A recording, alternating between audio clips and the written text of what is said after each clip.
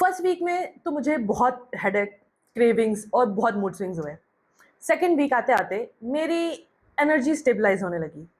Third week में मेरी skin पे अलग ही विज़िबल इफ़ेक्ट था और फोर्थ वीक तक मुझे रियलाइज़ हुआ कि मेरी बॉडी में अंदर से कुछ चेंज हो रहा है। आज मैं आपको बताऊँगी वीक बाय वीक आपकी बॉडी में क्या-क्या चेंजेस होते हैं और क्यों, एग्ज़ैक्ट साइंस के साथ, अगर आप शुगर को छोड़ देते हैं। वीडियो के एंड तक रुकिए और थर्ड वीक का इफ़ेक्ट आपको सरप्राइज़ करेगा।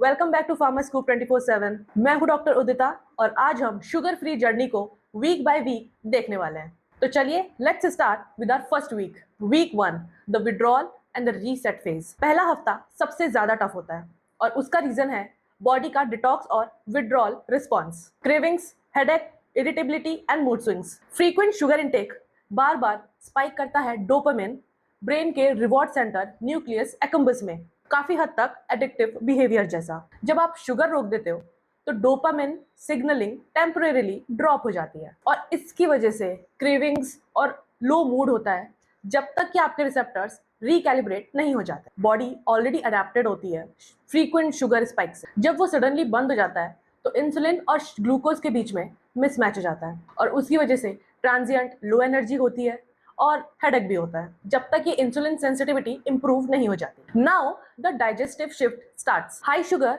सर्टेन फर्मेंटिव बैक्टीरिया और यीस्ट जैसे कैंडिडा को फेवर करते हैं जो ब्लोटिंग और गैस कॉज करते हैं। जैसे ही शुगर कम होती है गट का माइक्रोबियम शिफ्ट होना शुरू होता है डाइवर्स फाइबर फर्मेंटिंग स्पीसीज की तरफ और धीरे धीरे गैस और ब्लोटिंग भी खत्म हो जाती है। वीक 1 में बॉडी विड्रॉ कर रही होती है, तो ये डिस्कम्फर्ट ही एक साइन है जो इंश्योर करते हैं कि मेटाबॉलिक और हार्मोनल रीसेट होना शुरू हो गया है। Week 2, energy stabilises and sleep improves. Second week तक आते आते लोगों को ये फील होता है कि उनको आफ्टरनून क्रैशेस कम हो गए हैं और उनकी एनर्जी काफी कंसिस्टेंट है। Why? High glycaemic sugar blood glucose rise करता है, फिर लार्ज इंसुलिन रिलीज होता है जिसके बाद ब्लड ग्लूकोज ड्रॉप्स, जिसे रिएक्टिव हाइपोग्लाइसीमिया कहते हैं और वही एनर्जी से क्रैश फील होता है। शुगर हटाने से ये कर्व फ्लैट हो जाता है, सेल्स को स्टेडी एटीपी प्रोडक्शन मिलता है और साथ में ही कम ऑक्सीडेटिव स्ट्रेस से माइटोकॉन्ड्रियल एफिशिएंसी इंप्रूव हो जाती है। Let's see how sleep quality improves. Late day sugar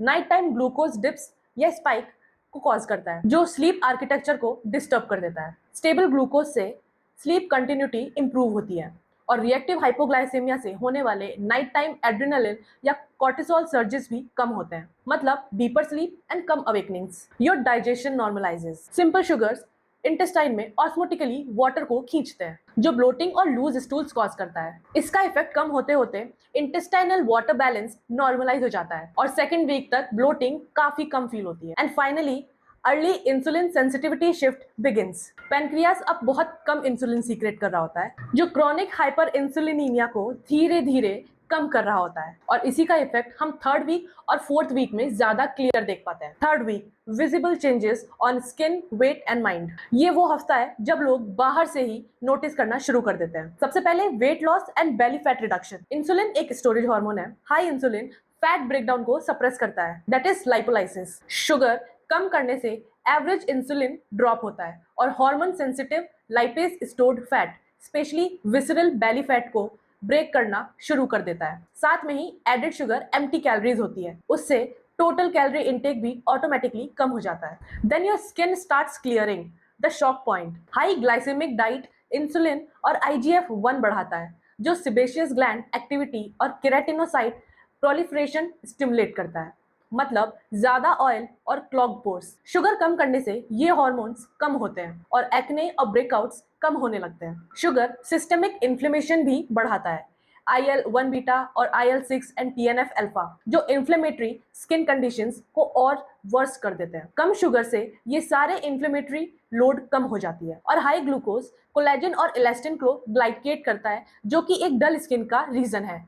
ये प्रोसेस भी बहुत स्लो हो जाता है। Now mental clarity and mood stabilises. Brain को स्टेडी ग्लूकोज सप्लाई चाहिए होता है। बड़े शुगर स्विंग्स ब्रेन में रिलेटिव हाइपोग्लाइसीमिया पीरियड्स क्रिएट करते हैं जो ब्रेन फॉग जैसा फील होता है। Flat glucose curve constant fuel देता है। हाई शुगर CNS इन्फ्लेमेशन भी बढ़ाता है साइटोकाइन्स और माइक्रोग्लियल एक्टिवेशन के थ्रू, जो कि कॉग्निशन इंपेयर करता है। कम शुगर से ये सब कम हो जाता है और रिसर्च सजेस्ट करती है हाई मेटाबॉलिक हेल्थ से BDNF भी इंप्रूव होता है। Your taste receptors start resetting. Chronic high sugar exposure tongue के स्वीट टेस्ट रिसेप्टर्स को डिसेंसिटाइज करता है। कम शुगर होने से रिसेप्टर सेंसिटिविटी ग्रेजुअली बढ़ जाती है। इसकी वजह से 3rd वीक तक फ्रूट्स और मिल्क आपको नेचुरली ही ज्यादा स्वीट लगने लगते हैं।